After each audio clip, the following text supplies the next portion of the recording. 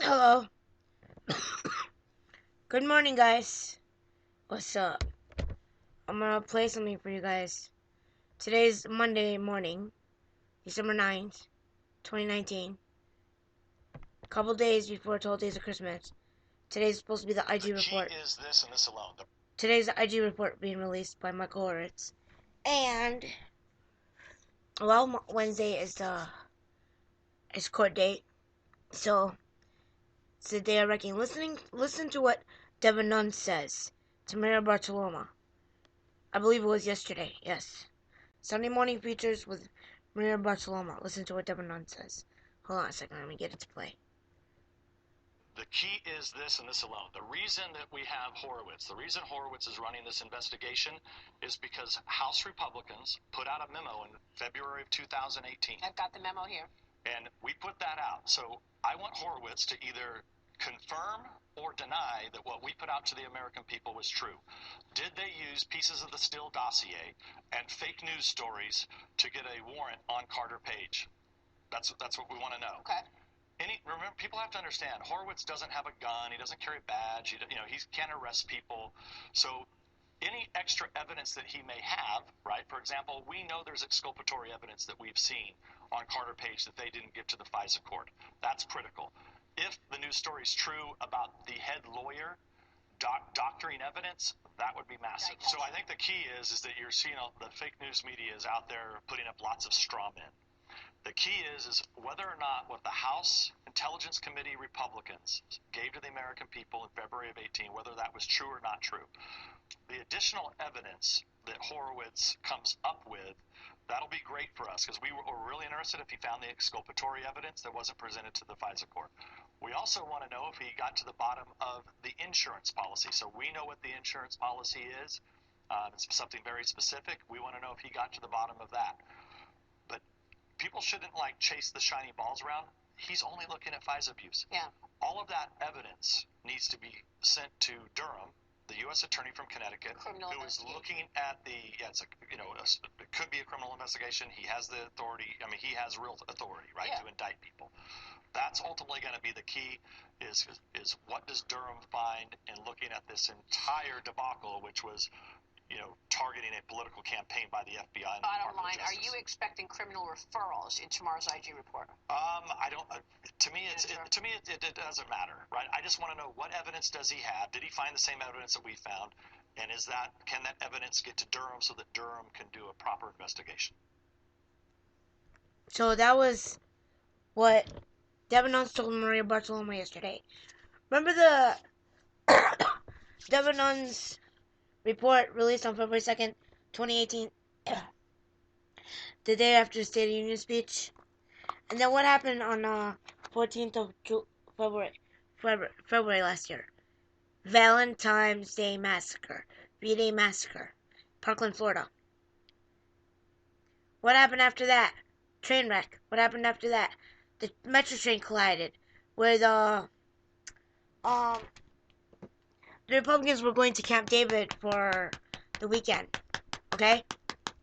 And then after that, what happened? Another Amtrak and metro train collided where the Amtrak train was going to Maryland with chemicals for the military in Maryland or Maine, was it?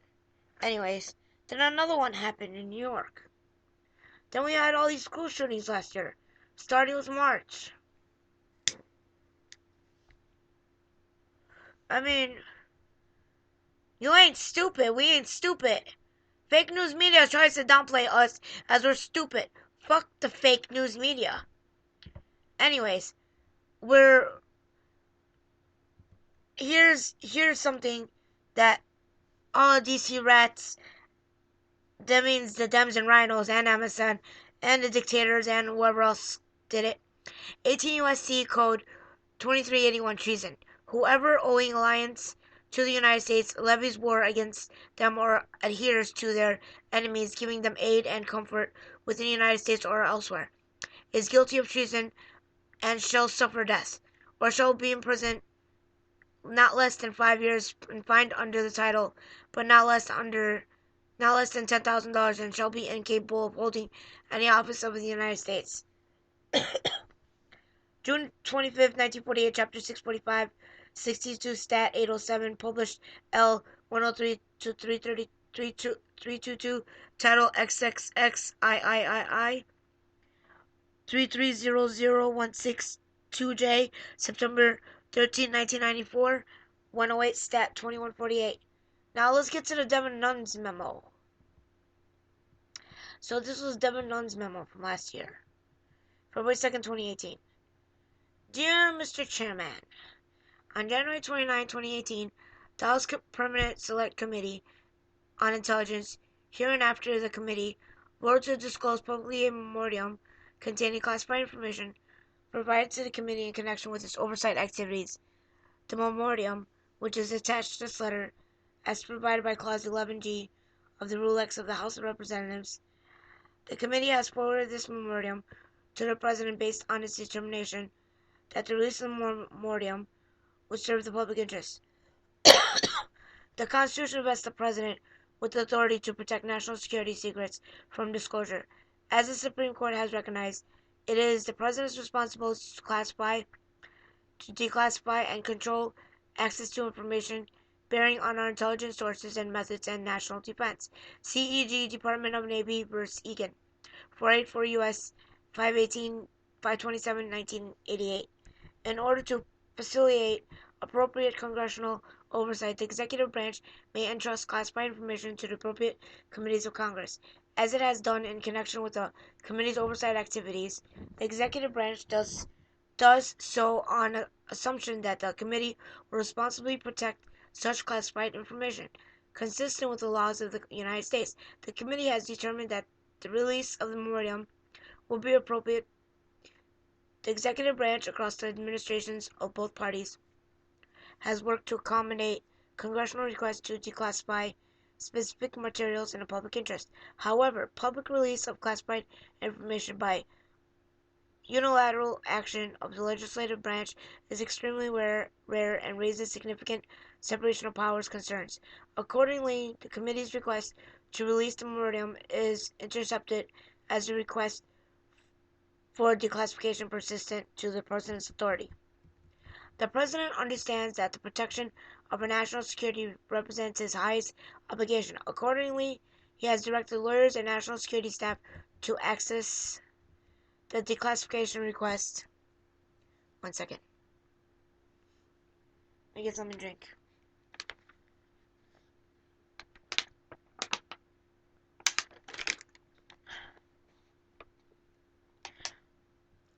Declassification requests consistent with established standards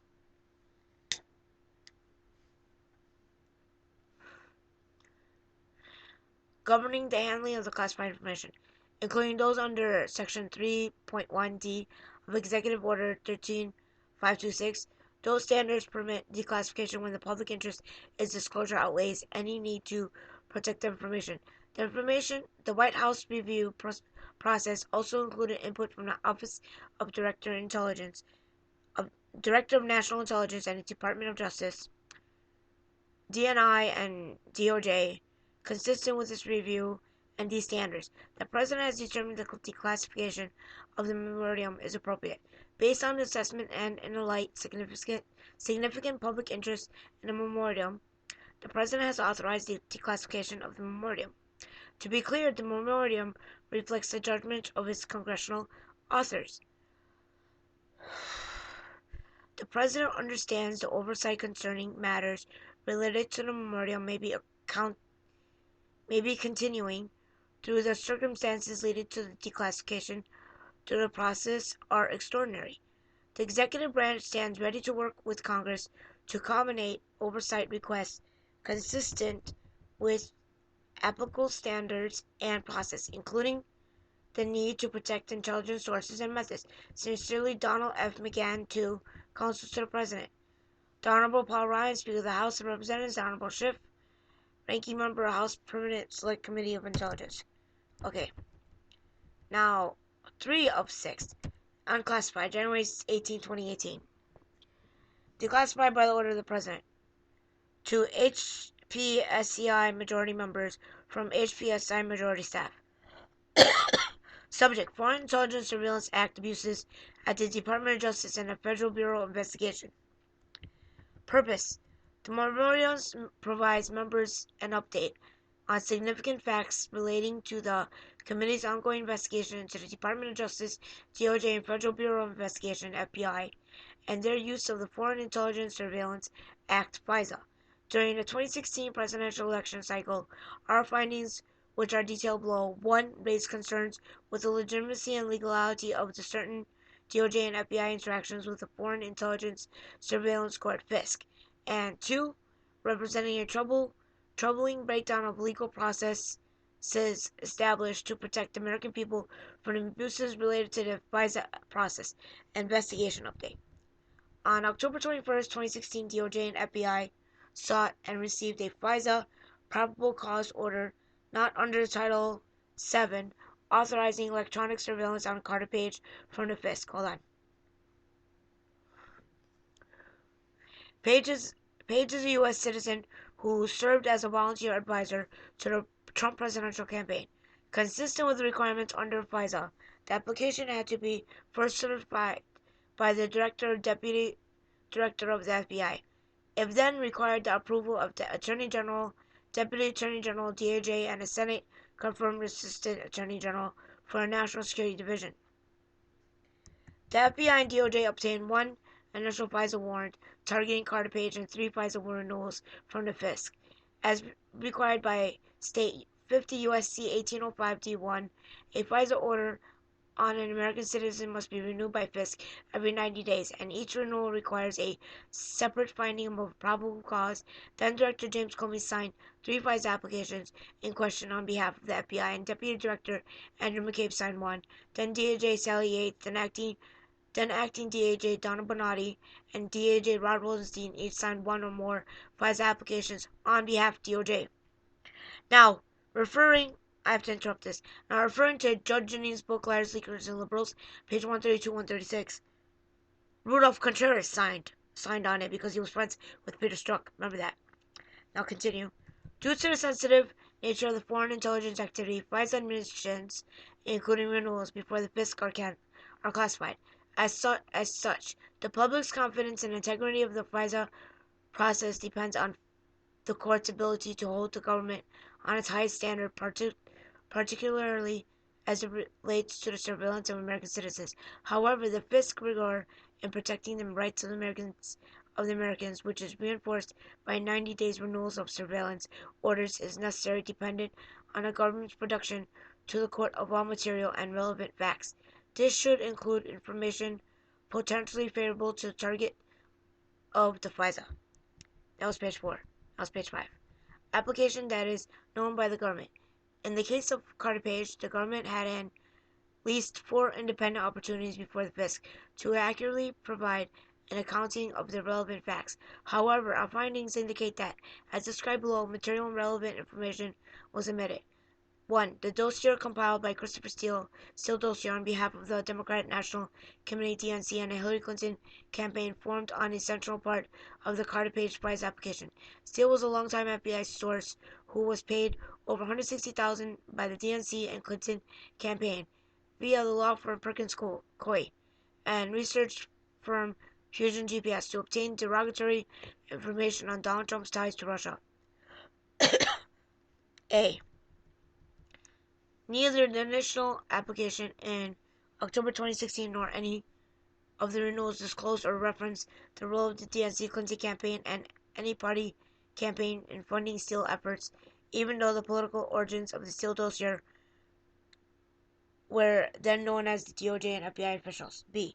The initial FISA application notes Steele was working for a named U.S. person, but does not name Fusion GPS and Principal Glenn Simpson, who was paid by the U.S. law firm Perkins Coie, representing DNC, even though it was known by the DOJ at the time the political actors were involved with the Steele dossier. The application does not mention Steele was ultimately working on behalf of and paid by the DNC and Clinton campaign, or the FBI had separately authorized payment to Steele for the same information. 2. The Carter page FISA application.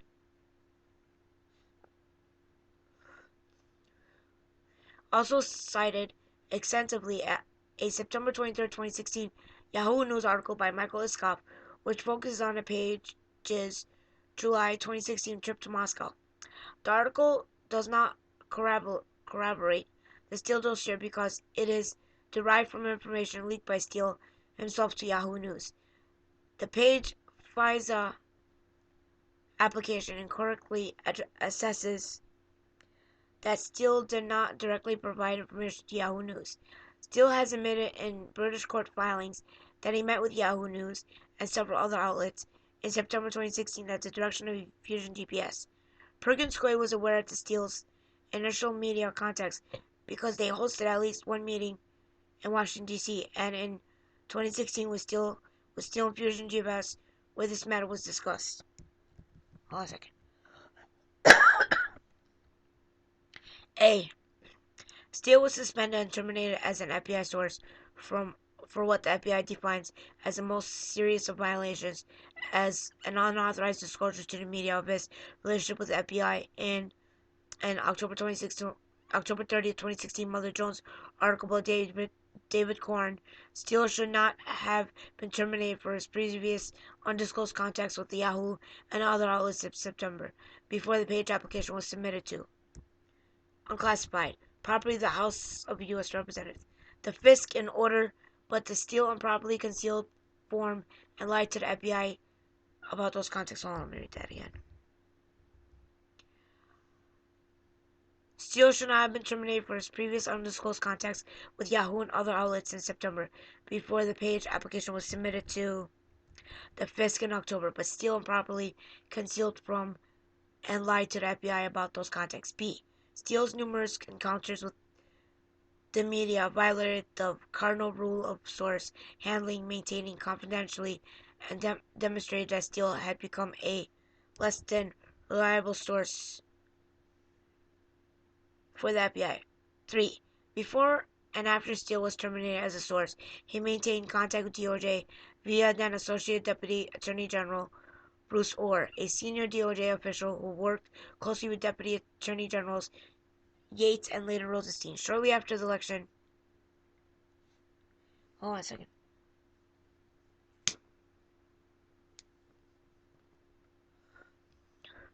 The FBI began interviewing Ohr, documenting his communications with Steele. For example, in September 2016, Steele admitted to Ohr his feelings against then-candidate Trump when Steele said he was desperate that Donald Trump would not get elected and was passionate about him not being president. The clear evidence of Steele's bias was recorded by Ohr at that time and subsequently in official FBI files, but not reflected in any of the page FISA applications. A. During this time period, Ohr's wife was employed by Fusion GPS to assist in the cultivation of the opposition research on Trump. Ohr later provided the FBI with all of his wife's opposition research, paid for by the DNC and Clinton campaign via Fusion GPS. To Ohr's relationship with Steele and Fusion GPS was inexplicably concealed from the FISC. 4. According to the head of the FBI's Counterintelligence Division, Assistant Director Bill Priestett, corroboration of the Steele dossier was in its infancy at the time of the initial page FISA application. After Steele was terminated, a source validation report conducted by an independent unit when FBI assessed Steele's reporting as only minimally corroborated. Yet in January 2017, Director Comey briefed President-elect Trump on a summary of the Steele dossier, and even though it was, according to his June 2017 testimony, salacious and unverified, while the FISA application relied on Steele's past record of credible reporting on other unrelated matters, it is ignored and concealed his anti-Trump financial and ideological motivations. Furthermore, Deputy Director McCabe testified before the committee in December 2017 that no surveillance warrant would have been sought from the FISC without Steele dossier information. Page 6. Let me get a drink.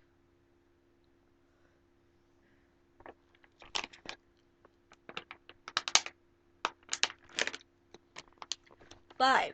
The page prize application also mentions information regarding the fellow Trump campaign advisor George Papadopoulos, but there is no evidence of any cooperation or conspiracy between Page and Papadopoulos.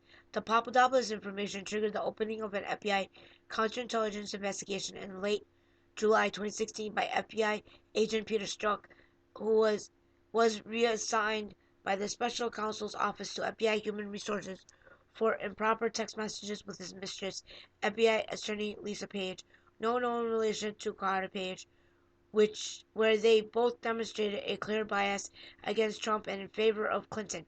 Strzok had also investigated that Strzok Lisa Page texts also reflect extensive discussions about the investigation orchestrating leaks to the media and include a meeting with Deputy Director McCabe to discuss an insurance policy against President Trump's election.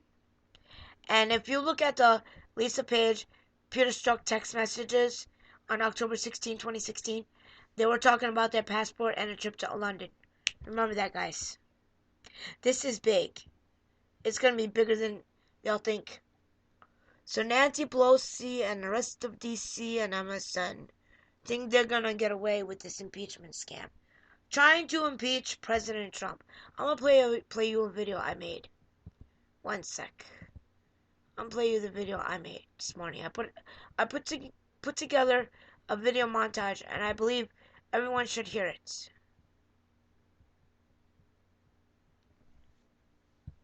Hold on a second. Let me reset my page. So my Google, my YouTube, I mean. My computer wants to be a bitch.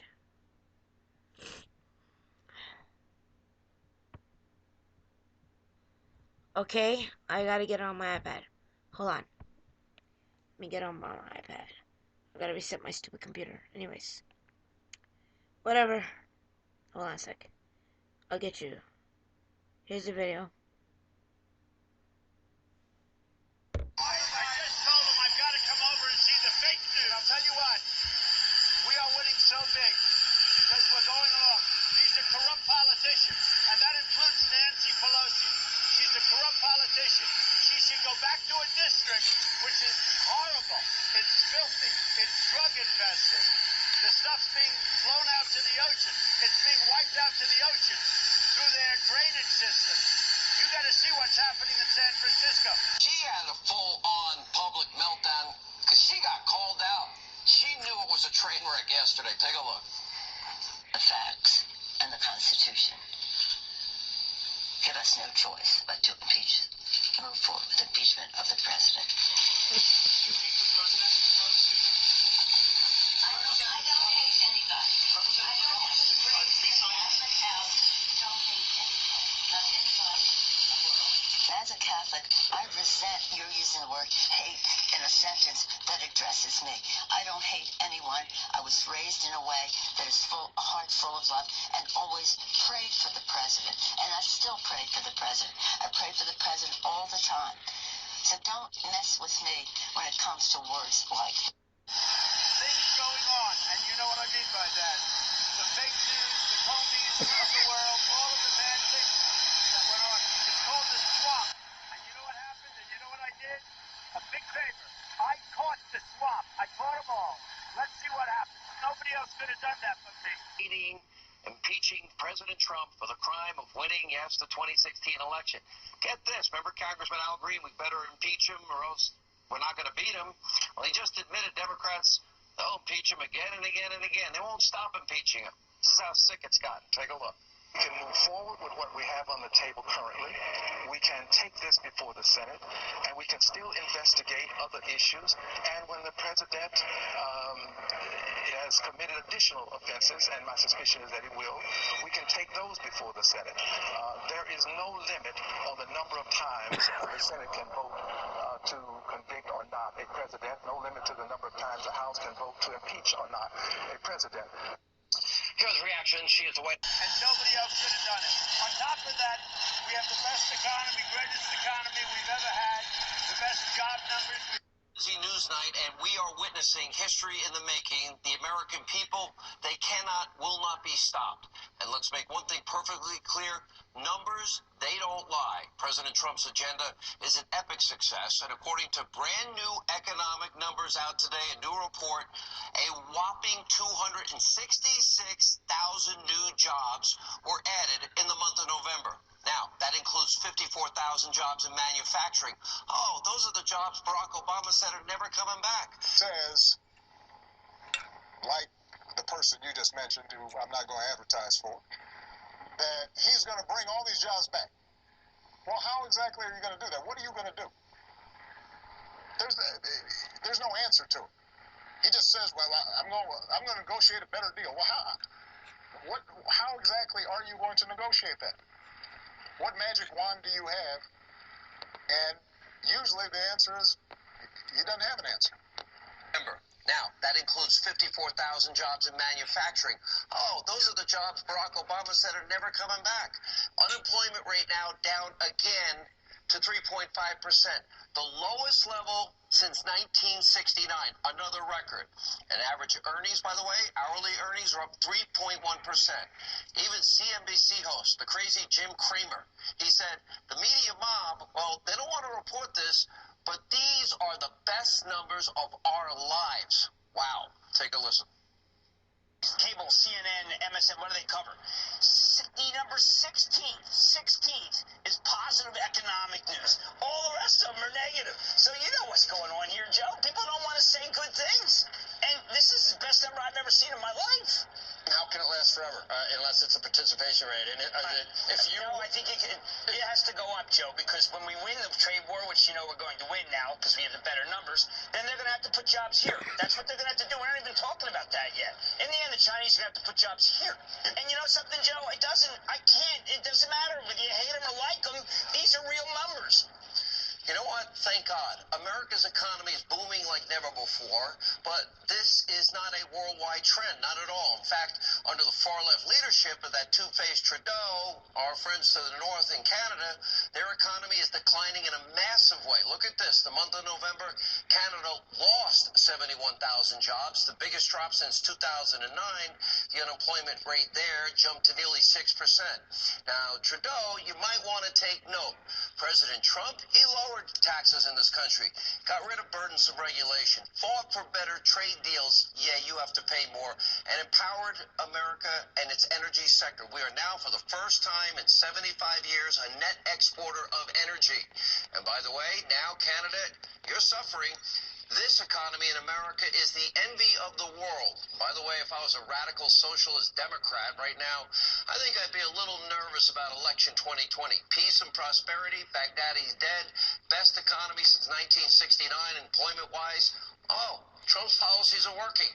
Now, this is an agenda that's been an overwhelming success. Democrats have nothing to offer. They have done nothing for 3 years except hate Donald Trump and their wild socialist fantasies. 94 trillion, new Green Deal, 52 trillion, Medicare for all, but no private insurance.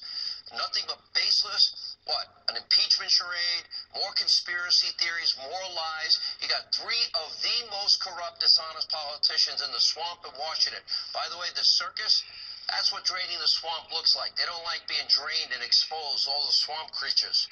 And by the way, because of that, should be revealed.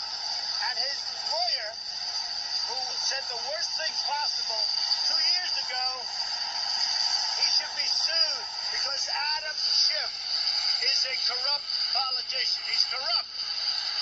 He made up a speech and he put my voice in it. He made up a speech. Had nothing to do with what I said. Adam Schiff is a corrupt politician that's not giving us due process, not giving us lawyers, and despite all that, we're kicking their ass. Monday night, maybe I'll be on your show. You will be. Play that clip. Monday night, play that clip. And let's compare that clip to what Horowitz has found about the FISA warrant process. And the day of reckoning is here. I haven't been briefed about the details, but I believe it shows the system completely off the rails for a long period of time, and that you really have to hate Trump not to be upset by what the Department of Justice